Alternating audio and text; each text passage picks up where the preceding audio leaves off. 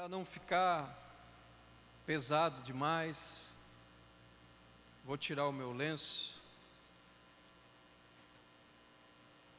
vou deixar o chapéu de lado,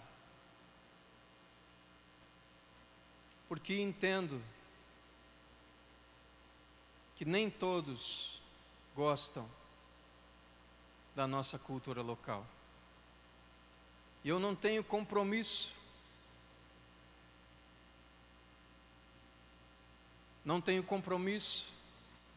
nem com o chapéu, nem com o meu lenço. Mas não quero que ele seja um impedimento para que tu ouça aquilo que eu quero falar nessa noite, nesses breves minutos que vamos estar juntos aqui, amém?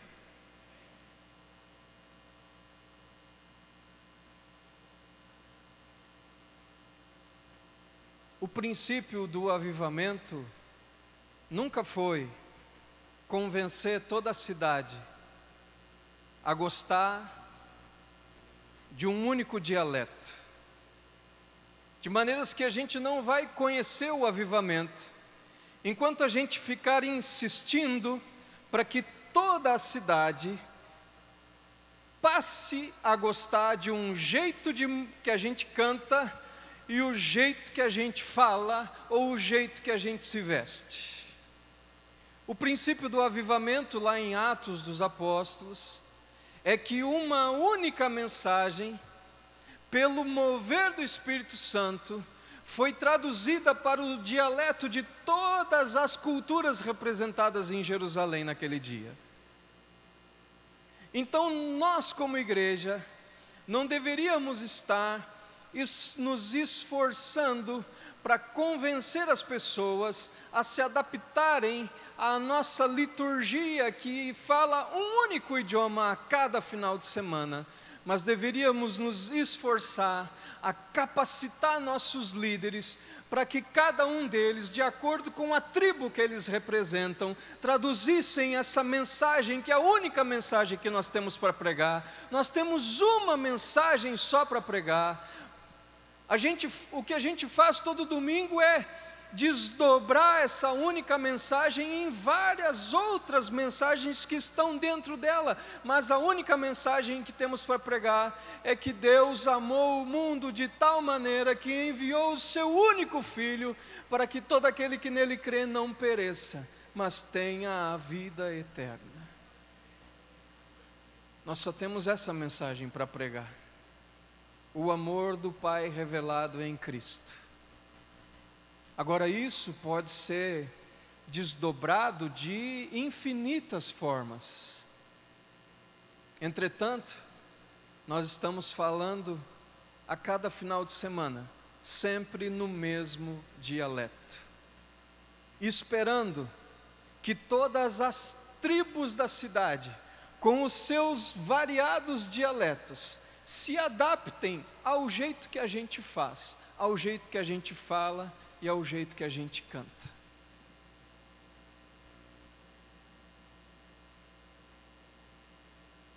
Se eu venho pilchado no culto e isso lhe causa algum tipo de constrangimento, é porque nós não estamos agrupados como tribos. Se estivéssemos agrupados como tribos aqui nessa noite, não só eu estaria pilchado, mas teria mais uma meia dúzia aí, quem sabe até mais, da minha tribo aqui nessa noite. Talvez tenha até alguns dentro do armário aqui nessa noite, com a pilcha lá mofando para usar no mês de setembro. Mas se estivéssemos organizados em tribos, não teríamos nenhum constrangimento, nem com os tatuados, nem alguém com um alargador nas orelhas, ou piercing no nariz, ou cabelo comprido, jaqueta de motoqueiro. O princípio do avivamento é o encontro de todas as tribos, porque lá no final, vai estar todo mundo de terno e gravata, né, irmão André? Lá no final, vão estar povos, tribos, línguas e nações. O final de tudo, pastor Olavo, é o encontro de todas as tribos. Então por que nós não estamos tentando reuni-las desde agora?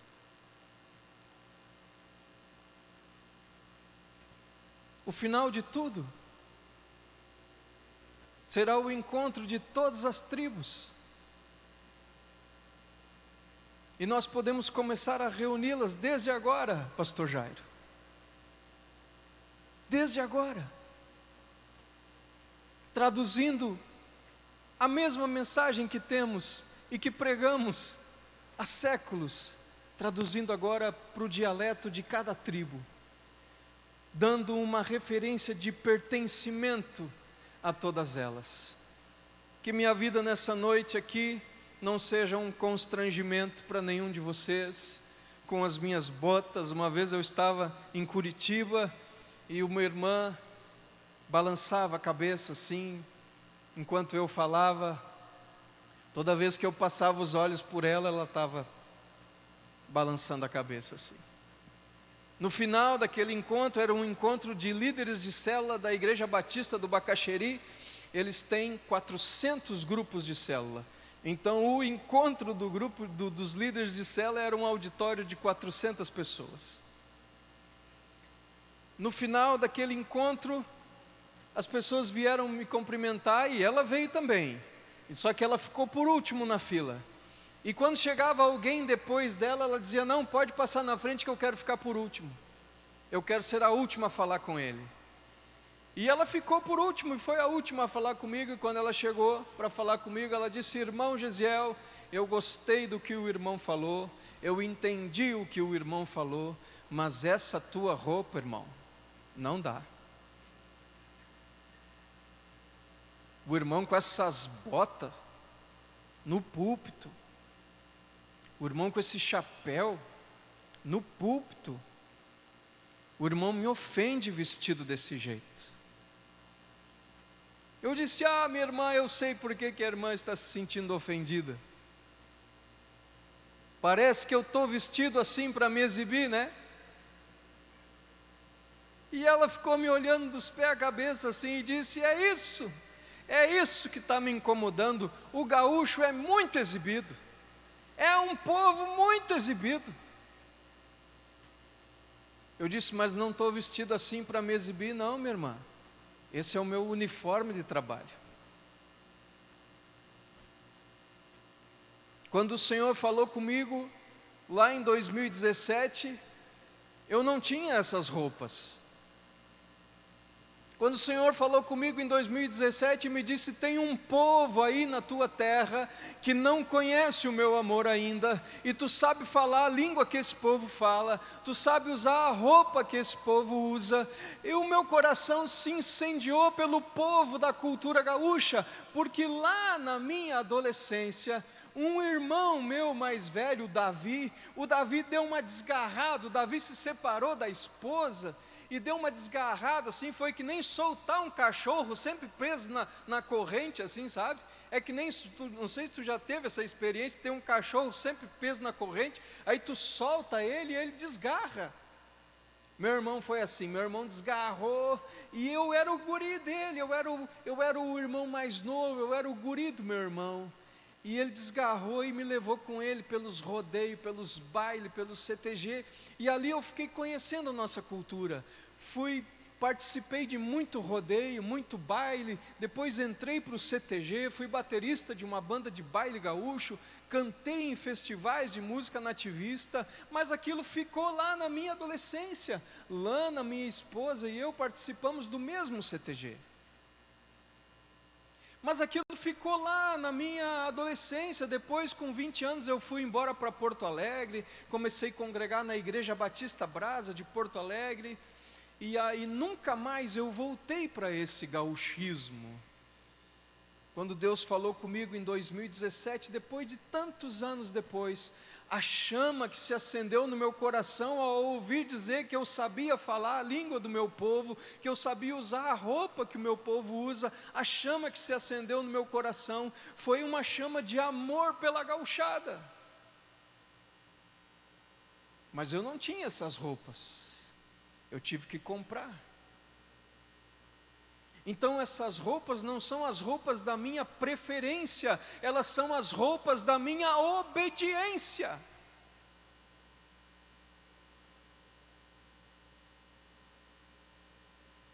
Talvez as suas roupas nessa noite sejam as roupas da sua preferência, mas talvez não sejam as roupas da sua obediência.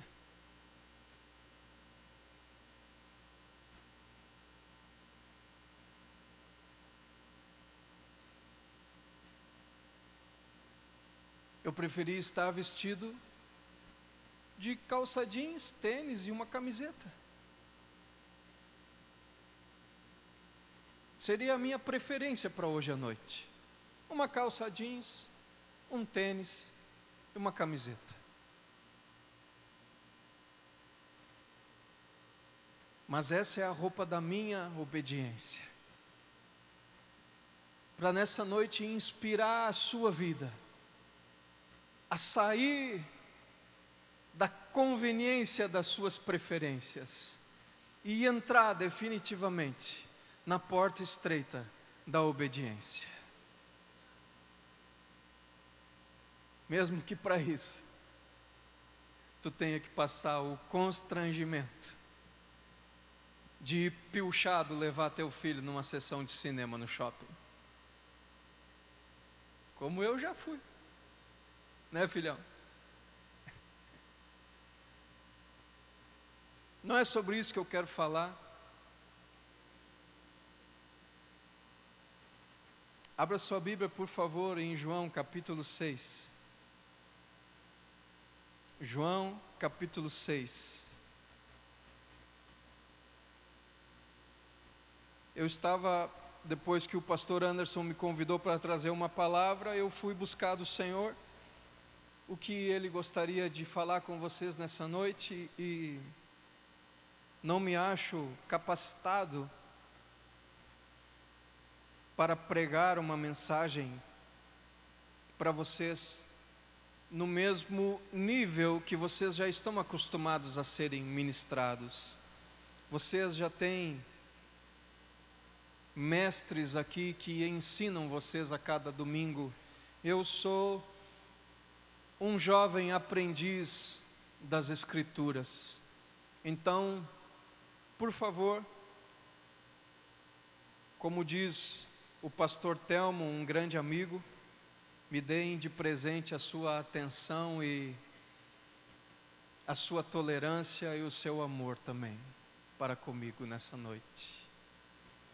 Fui buscar uma direção do Senhor para uma palavra para vocês, e a palavra que o Senhor ministrou no meu coração foi sobre a multiplicação dos pães e peixes.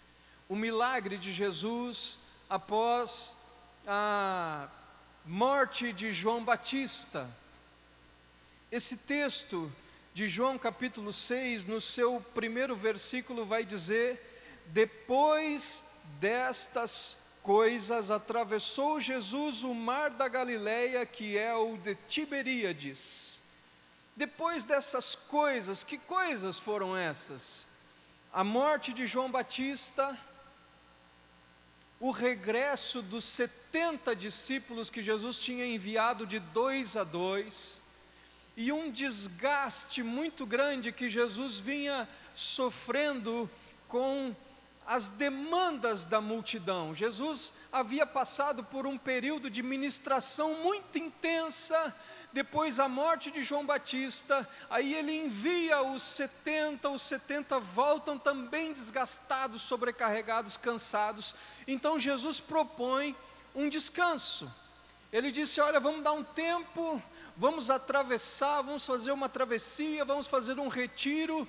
Então é nessa travessia que esse texto vai acontecer. É nesse momento que Jesus está procurando se retirar para descansar. Só que o texto diz que uma multidão conseguiu encontrar o lugar para onde ele foi. E não só uma multidão conseguiu encontrar o lugar para onde ele foi, como também uma outra multidão que estava vindo para celebrar a Páscoa, que estava por acontecer nos próximos dias. Jesus acaba encontrando, sendo o centro de encontro de duas multidões, uma multidão que continua perseguindo ele, e outra multidão,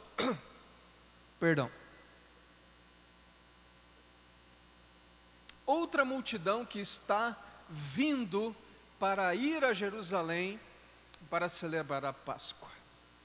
Jesus encontra então com toda essa multidão, ali em Betsaida, a região que eles estavam era perto de Betsaida. Betsaida era a cidade natal de Filipe, André e Simão, seu irmão.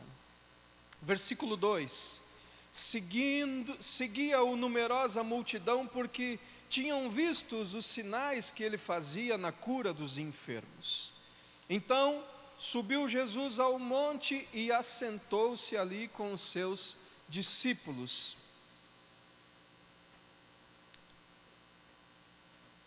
Nós vamos encontrar nesse texto duas vezes a expressão que fala a respeito de assentar-se. Aqui, a primeira vez que ela aparece, ela está dando o significado de que esse assentar-se era o assentar-se do mestre. O mestre, naquele tempo, a forma de um mestre ensinar era sentado. O mestre, o rabi, sentava para ensinar e os seus discípulos ficavam de pé, geralmente, na sua volta. É diferente daquilo que estamos fazendo nessa noite.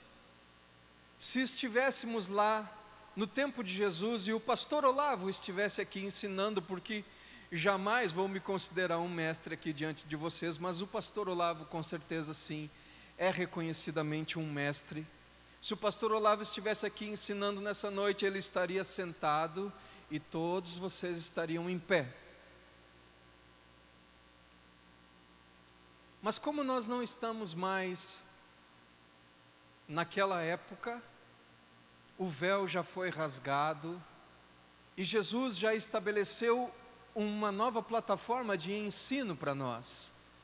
A plataforma de ensino que Jesus nos deixa agora é uma mesa, não é mais aquele rabi com os seus discípulos.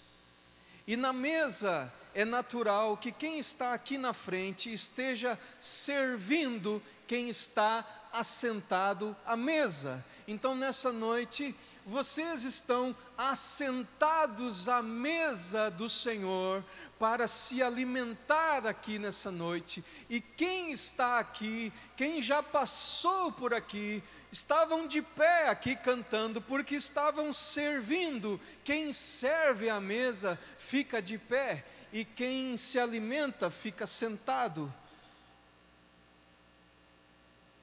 O problema é que quando nós cantamos, nos colocamos de pé para cantar, amém? E quando nos colocamos de pé para cantar, talvez nós esquecemos que ainda estamos na mesa. A plataforma que Jesus deixou é uma mesa.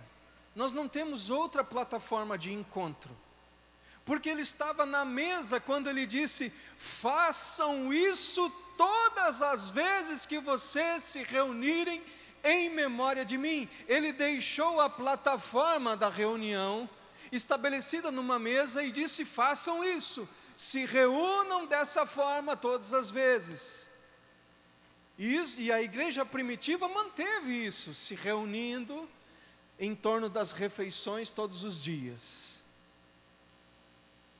Nós fazemos isso nesse momento, mas quando nós vamos cantar, não podemos esquecer que continuamos na mesa, Porque se nós esquecermos que continuamos na mesa enquanto estamos cantando, talvez nós sejamos tentados a nos colocar de pé e fechar os nossos olhos para ver se a gente consegue enxergar a Deus, mesmo que de olhos fechados eu esqueça completamente do irmão que está ao meu lado. Mas essa não é a mesa do Senhor Jesus. A mesa do Senhor Jesus tem por princípio discernir o corpo. Então, quando eu me coloco de pé para cantar, se eu fecho os meus olhos para ver se eu enxergo Deus, mesmo que tentando enxergar Deus eu esqueça do meu irmão, eu estou mudando a plataforma sob a qual a igreja foi estabelecida.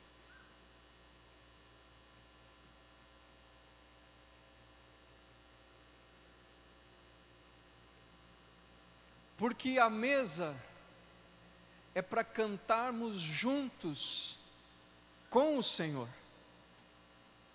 A presença dEle é uma promessa de manifestação a partir da presença de dois. Se dois de nós estiverem à mesa, a promessa dEle pode ser invocada e a sua presença se fazer presente. Onde dois ou mais de vocês estiverem reunidos em meu nome, eu estarei com vocês. Agora, se eu mudo a plataforma de encontro conforme me convém, eu estou sujeito a cantar a minha fome, mas não cantar aquilo que nós já conquistamos em Cristo Jesus. A liberdade da comunhão. Então nós podemos continuar cantando músicas como, por exemplo, Deus já tem um caminho aberto pelas águas, faz romper muitas fontes em meio ao deserto. Haverá nuvens que trazem chuvas de bênçãos. Ouça a voz, Deus te dá escape e livramento. Ah, mas eu posso cantar diferente. Deus já tem um caminho aberto pelas águas. Estou cantando ao Senhor? Ou estou cantando com o Senhor?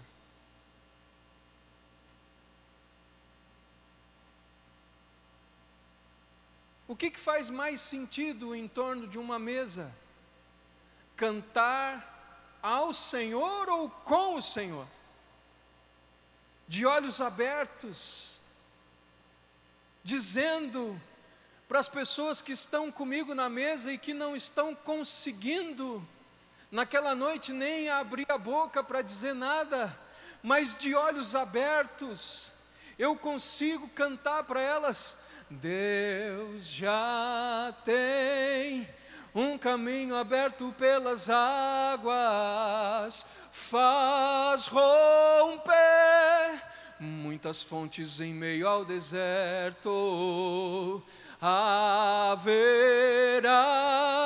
nuvens que trazem chuvas de bênçãos. Ouça a voz, Deus te dá escape e livramento.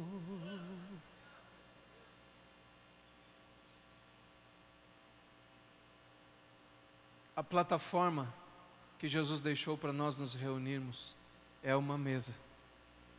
Então, se nós vamos nos colocar de pé para cantar em torno da mesa, você não precisa fechar os seus olhos e ignorar os irmãos que estão passando fome ao seu lado. Amém? A mesa não é para a gente ver Deus, a mesa é para a gente ver o irmão. Versículo 5: então Jesus, erguendo os olhos e vendo que grande multidão vinha ter com ele, disse a Filipe: onde compraremos pães para lhes dar de comer? Mas dizia isso para o experimentar, porque ele bem sabia o que estava para fazer. Queridos, tem perguntas que Jesus nos faz, não para saber qual é a nossa resposta. Jesus fez uma pergunta para Filipe, mas o texto diz que ele já sabia a resposta.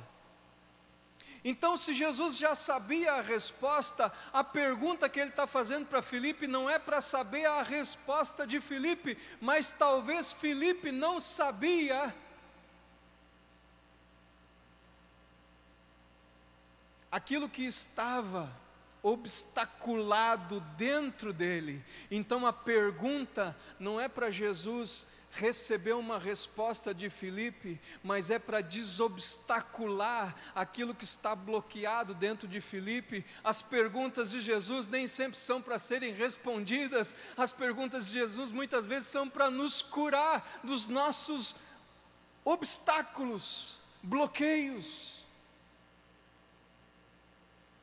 Jesus perguntou para Filipe algo que ele não queria ouvir a resposta, mas Filipe precisava ouvir a pergunta.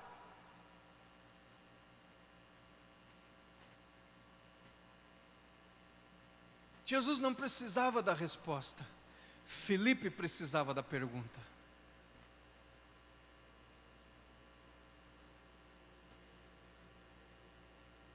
Como vamos dar de comer para toda essa multidão? E o que Filipe faz? A contabilidade. Versículo 7, respondeu-lhe Filipe: não lhes bastariam 200 denários de pão para receber cada um pedaço. Um de seus discípulos, chamado André, irmão de Simão Pedro, informou a Jesus: está aí um rapaz que tem 5 pães de cevada e 2 peixinhos, mas o que é isso para tanta gente? Meus irmãos, Jesus está conversando com Filipe, não está conversando com André. Jesus está conversando com Filipe, e André se intromete na conversa. E quem é André? André, o irmão de Simão Pedro. André, ele é esse ser relacional. Todas as vezes que tu vê André sendo descrito, André, ele está trazendo pessoas para Jesus. André é quem traz seu irmão Pedro até Jesus. Depois lá no capítulo 12 de João, alguns gregos chegam procurando Jesus, falam com Filipe. Filipe não quer se responsabilizar aquela situação de levar gentios para falar com Jesus. Jesus já estava sendo perseguido, mas ele leva a questão para André, e André leva os gregos para encontrarem com Jesus. André era uma ponte, André era um ser relacional, e André era meio intrometido também. Então pense comigo, construa aquela cena naquele dia comigo. A Bíblia diz que estavam reunidos ali 5.000 homens, isso era mais ou menos 20.000 pessoas, contando mulheres, crianças e jovens abaixo dos 30 anos. E Filipe então André começa a caminhar numa multidão de 20.000 pessoas, com toda a sua habilidade relacional, com toda a sua plasticidade emotiva. André começa a caminhar no meio de 20.000 pessoas. E vocês acreditam mesmo, queridos, que numa multidão de 20.000 pessoas, gente que estava peregrinando atrás de Jesus, e gente que estava peregrinando para ir para a festa da Páscoa em Jerusalém, você acredita mesmo que no meio de 20.000 pessoas, só um menino tinha pão e peixe?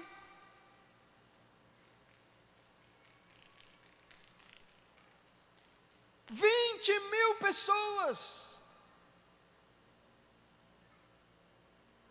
E André começa a caminhar no meio daquele povo que era, em parte, era o seu povo, porque ele está na sua terra natal.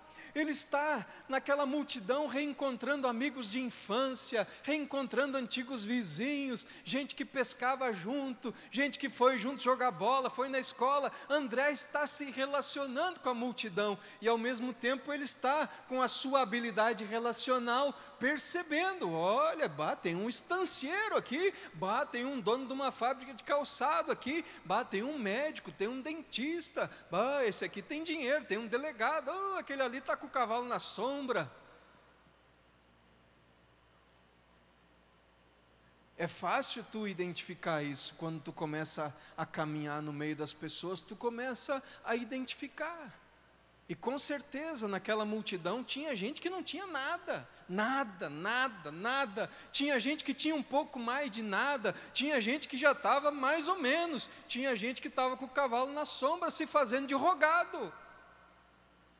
André viu tudo isso, mas no meio de 20.000 pessoas, que André viu,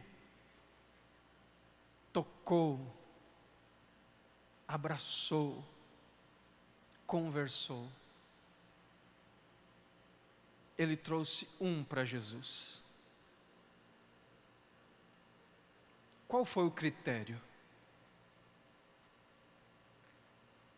Qual foi o critério de André? Como que ele escolheu?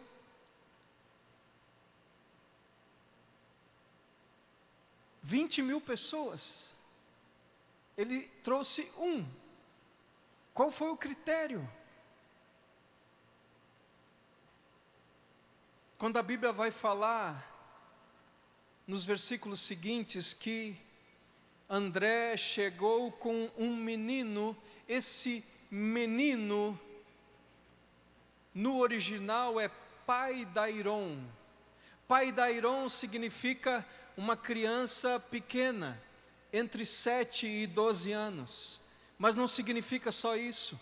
Paidairon também significa que era uma criança de uma classe social inferior. Então não é só uma criança, é uma criança pobre. E não é só uma criança pobre, é uma criança pobre com 5 pães de cevada e 2 peixinhos. Pães de cevada era considerado na época comida de cavalo, porque quem fazia pão com cevada era quem era muito pobre, quem tinha uma condição um pouquinho melhor, fazia pão de trigo. Então no meio de 20.000 pessoas, com quem André com toda a sua capacidade relacional se encontrou, ele trouxe a Jesus um menino pobre, com comida de cavalo. Para quê? Para ganhar pontos com Jesus? Para ver se melhorava a sua posição no ministério? O que nós faríamos naquele dia, queridos? O que seria natural para cada um de nós fazer naquele dia? Entrar naquela multidão e ver se achava alguém com pujança, com café no bule, para não só resolver o problema, mas para também bater no peito e dizer para Jesus: fui eu que achei.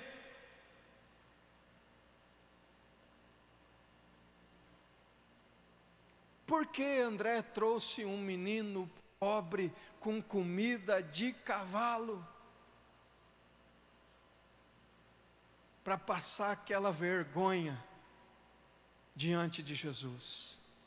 Por quê, queridos?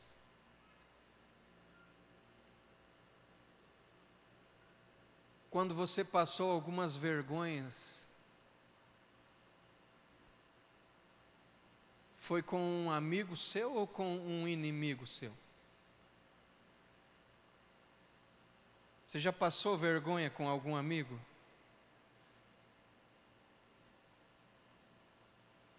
Já tolerou algumas coisas porque era amigo? Quem André encontrou naquele dia, queridos? Quem André encontrou na multidão aquele dia? Quem tinha mais condições? Ou um amigo?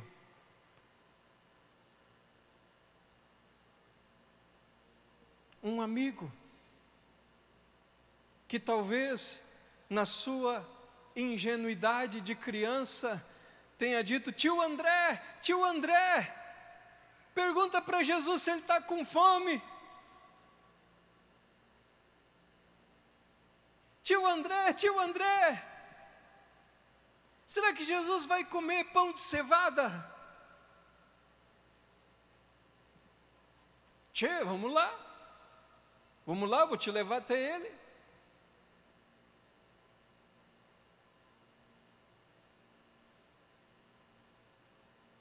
Queridos,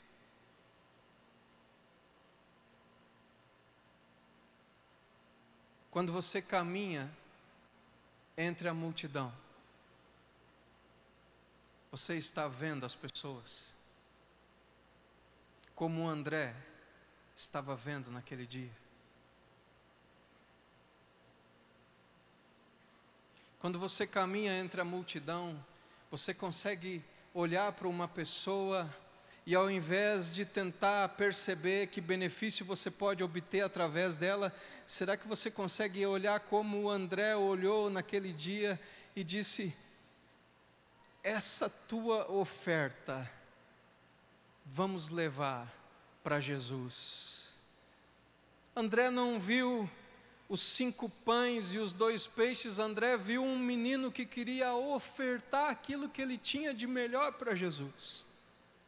André viu o que Jesus podia fazer com aquilo que era tão insignificante. André viu o que podia ser transformado a partir da oferta daquele menino. Como que você está caminhando entre as multidões de igrejinha, meu irmão, minha irmã?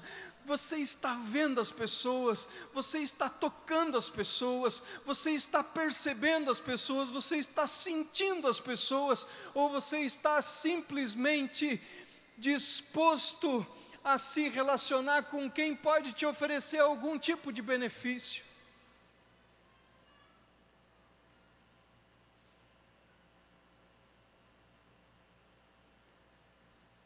Porque talvez aqui nessa noite você vai entrar e vai sair sem a mínima disposição de ver ninguém.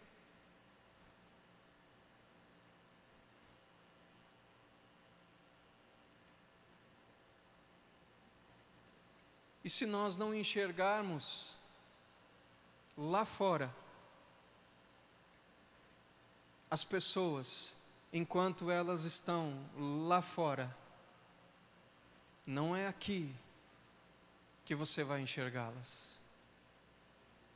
Essas cadeiras vazias só estão vazias porque você se mistura com a multidão todos os dias, mas não está disposto a vê-los como deveria.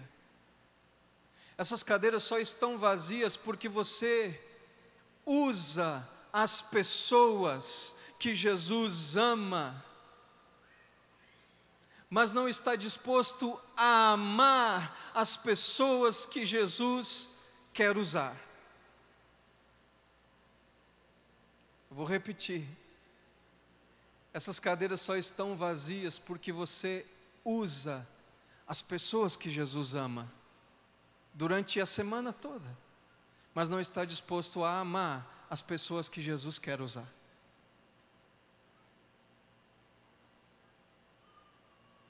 Nós usamos as pessoas. A semana toda você se relaciona com quantas pessoas? Quantas pessoas cruzam por você a semana toda? sem serem vistas, sem serem tocadas, sem serem sentidas, sem serem amadas. Quantas pessoas vão sair daqui nessa noite sem serem vistas, sem serem tocadas, sem serem amadas?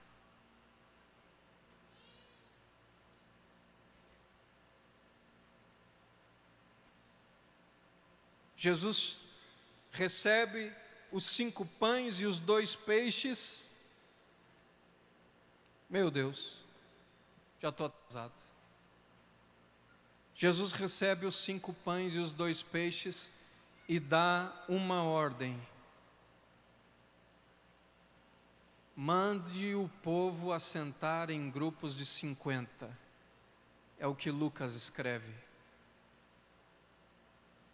20.000 pessoas em grupos de 50, se a minha cabeça não falha, pela calculadora que eu usei hoje de tarde, dá 400 pequenos grupos. 400 pequenos grupos. Essa é a tarefa dos discípulos. Os discípulos têm uma tarefa agora: organizar uma multidão em pequenos grupos.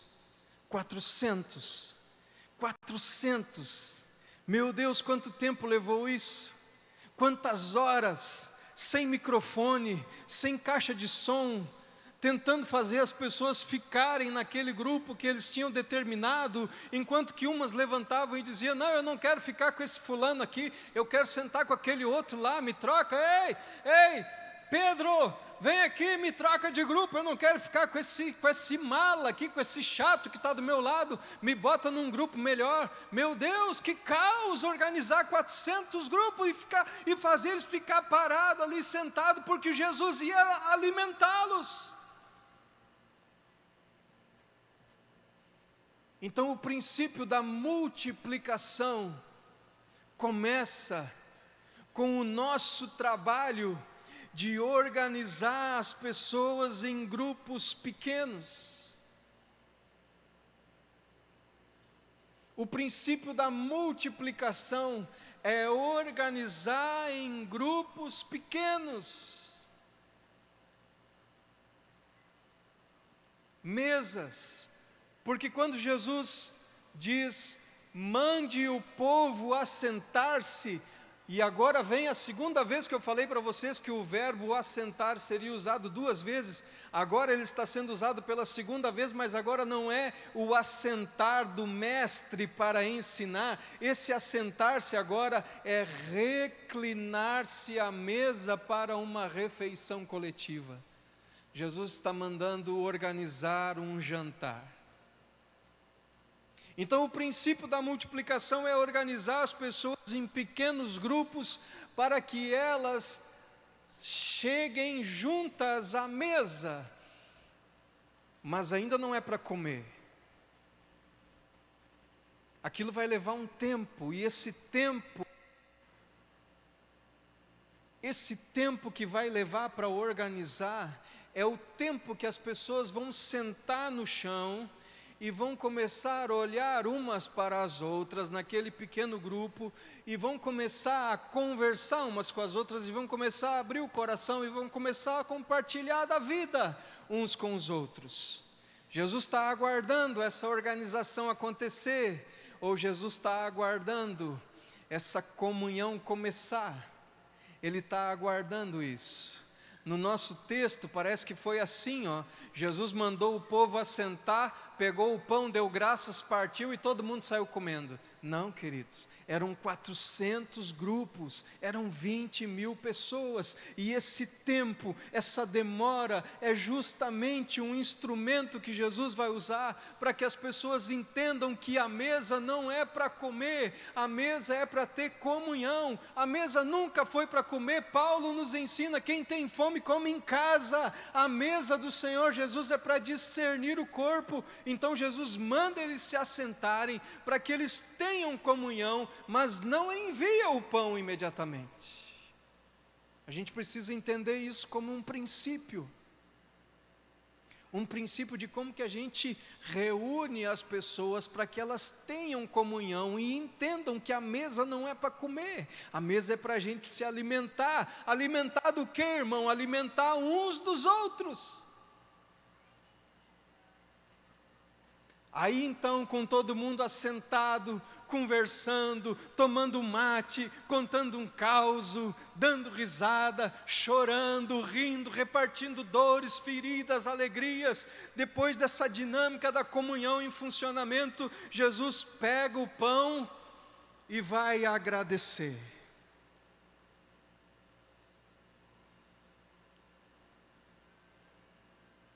Será que ele vai agradecer pelo pão ou pela comunhão?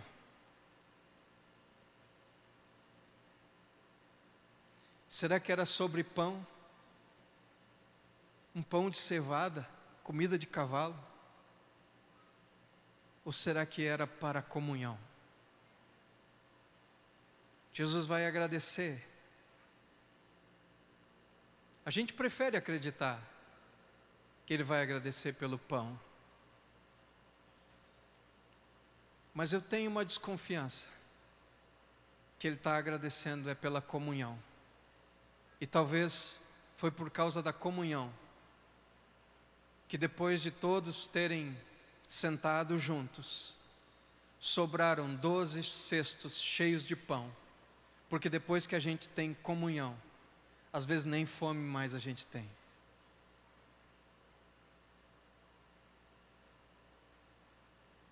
Então tem duas formas da gente tratar dessa questão. Ou a gente acha que a gente tem que providenciar pão, porque as pessoas estão com fome. Ou a gente pode entender que a gente precisa ensinar elas que a mesa do Senhor Jesus nunca foi para comer, sempre foi para ter comunhão. E que quem tem comunhão, nem fome de pão não tem mais. Jesus partiu o pão, distribuiu. O texto diz que todos comeram até se satisfazerem. E no final, sobraram 12 cestos cheios de pão. 12 cestos. Como as 12 pedras que Josué tirou do Jordão para erguer um memorial de devoção ao Senhor. 12 cestos, talvez um novo memorial, o memorial da mesa. 12 cestos para nos ajudarem a lembrar que os nossos encontros nunca foram para matar a nossa fome, mas sempre foram para que a gente desse de comer uns aos outros. Nossos encontros nunca foram para a gente se reunir, mas para a gente se encontrar. O culto não é um lugar para a gente se reunir. Todo domingo reúne, mas nunca se encontra. Reúne todo domingo, mas nunca se encontra, nunca se enxerga, nunca se percebe. O culto não é para reunir, o culto é para encontrar. De olhos abertos, na disposição de dar, de comer uns aos outros, na disposição de não despedir ninguém com fome.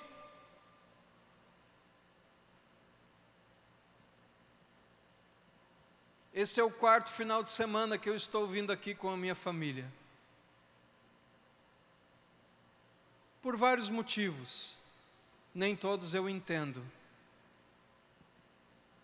Primeiro, porque meu carro, eu queria fazer uma revisão e eu escolhi fazer com o pastor Sete, a revisão do meu carro. Então vim para a igrejinha para fazer a revisão do meu carro numa quinta-feira e aproveitei para ele revisar também o meu coração que estava vazando óleo.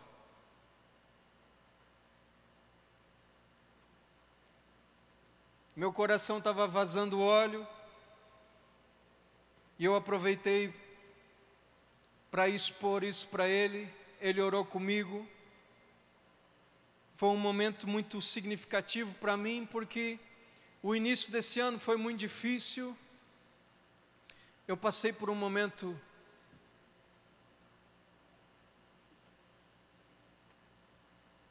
outra hora eu falo. E quando cheguei lá no Pastor Sete, naquela quinta-feira, eu estava precisando de um amigo para chorar junto. Encontrei, porque para mim ele sempre foi um amigo. E aí, com a função de deixar o meu carro ali, eu disse para ele: pastor, acho que domingo eu vou trazer a família para vir no culto. E viemos no culto. Pastor Jairo estava ministrando a palavra naquele domingo. Como eu estava sem agenda nesse início de ano, viemos no próximo domingo. Pastor Sete ministrou a respeito de promessas. Viemos no outro domingo passado, o pastor Anderson ministrou a respeito de que a santidade protege a promessa. Nos 3 domingos que estive aqui, recebi 3 convites para pregar, mas nenhum para jantar.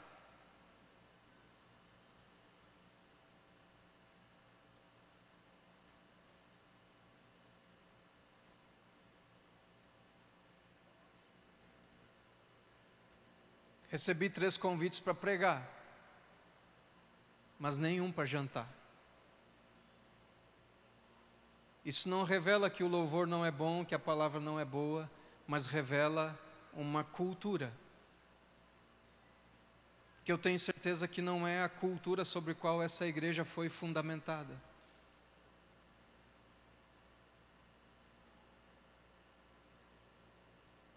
E o pastor Sete me perguntou outro dia: e aí, irmão, está gostando dos cultos? Se tu me fizer uma pergunta, tu vai conhecer que eu sou um super sincero. Todo mundo que me faz uma pergunta sabe que eu sou sincero. Às vezes, arrogante. E quando vejo que eu fui arrogante, eu volto e peço perdão. Porque além de sincero, fui arrogante. Mas ele me perguntou se eu estava gostando dos cultos. E eu disse para ele: pastor Sete, culto bom é para criança. Só criança precisa de culto bom. Porque a criança não fica se não tiver entretenimento. A criança não para se não for lúdico, se não for engraçado, se não for divertido. A criança não para, a criança precisa de culto bom. Eu estou em busca de amigos, pastor.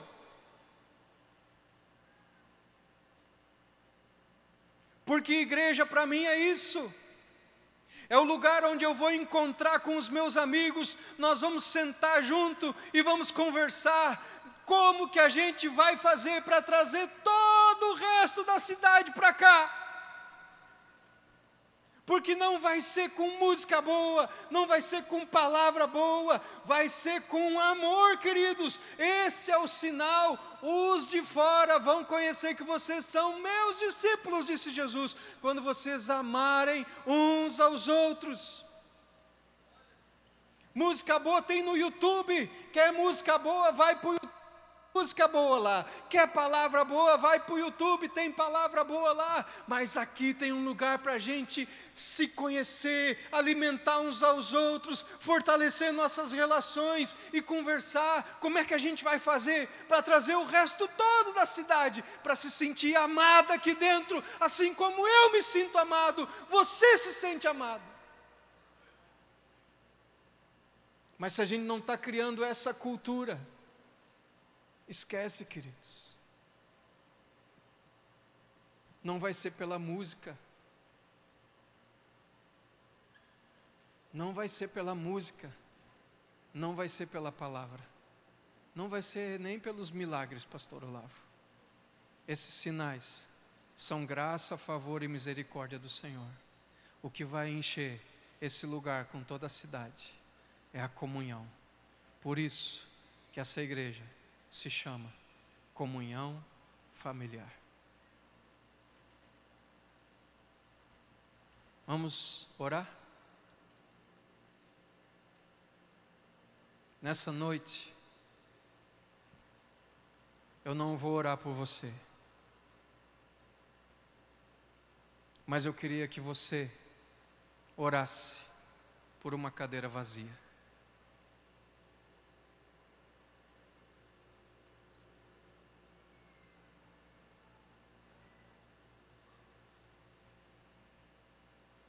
Nós estamos acostumando mal as pessoas. A cada ministração, a gente chama as pessoas aqui. Vem aqui, que eu vou orar por você.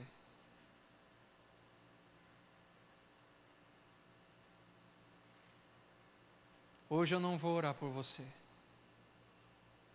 Hoje você vai orar por alguém que não está aqui. Não está aqui talvez porque você se mistura com a multidão, mas não vê a multidão. Você se beneficia da multidão, mas não toca a multidão. Você usa a multidão para seus próprios interesses, mas não ama as pessoas que Jesus está interessado.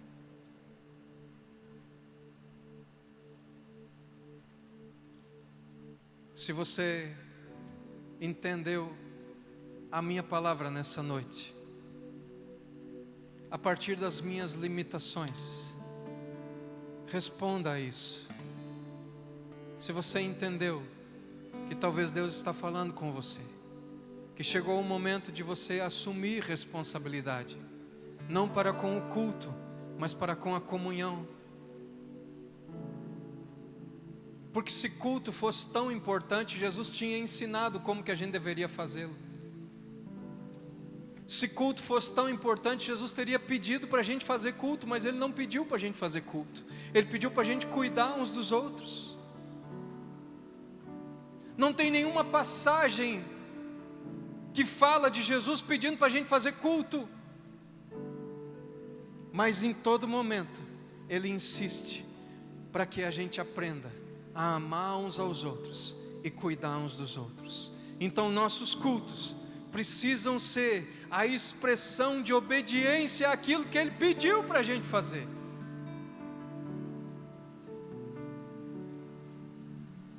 O culto tem que apontar para a mesa. Ele precisa terminar nesse lugar. Esse lugar onde ninguém sai com fome, onde ninguém sai empanzinado também, onde ninguém sai sem ser visto, onde ninguém sai sem ser tocado, onde ninguém sai sem ser curado, sem ser ministrado. Uma igreja de olhos abertos, um cântico de olhos abertos, uma palavra de olhos abertos, uma oferta de olhos abertos, uma oração que consegue enxergar uma cadeira vazia acima de suas carências e necessidades. Eu sei, talvez você entrou aqui nessa noite com carências e necessidades. Talvez você entrou aqui nessa noite dizendo: Senhor, fala comigo nessa noite, me livra dessa dor, desse sofrimento, eu estou com uma causa impossível. Mas nessa noite, por favor, passe por cima das suas carências e necessidades e ore de olhos abertos por alguém que ainda não está aqui, mas que vai encher esse auditório, porque a promessa é que essa igreja, igrejinha, como aquele menininho alimentou uma multidão, a igrejinha também vai alimentar toda a América Latina. Não é essa a promessa? Não é essa a promessa, pastor Anderson? Que essa igreja vai alimentar toda a América Latina? A igrejinha, pastor Anderson, a igrejinha, amados, a igrejinha,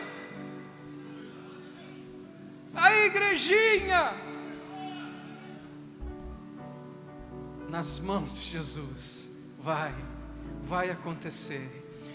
acontecer, essa promessa vai se cumprir. A igrejinha vai alimentar toda a América Latina, a partir de pequenos grupos que vão aprender a sentar junto para ter comunhão. Eu te desafio, te convido, te suplico, antes de ir embora, ore por uma cadeira vazia. Deus abençoe. Obrigado por me receberem.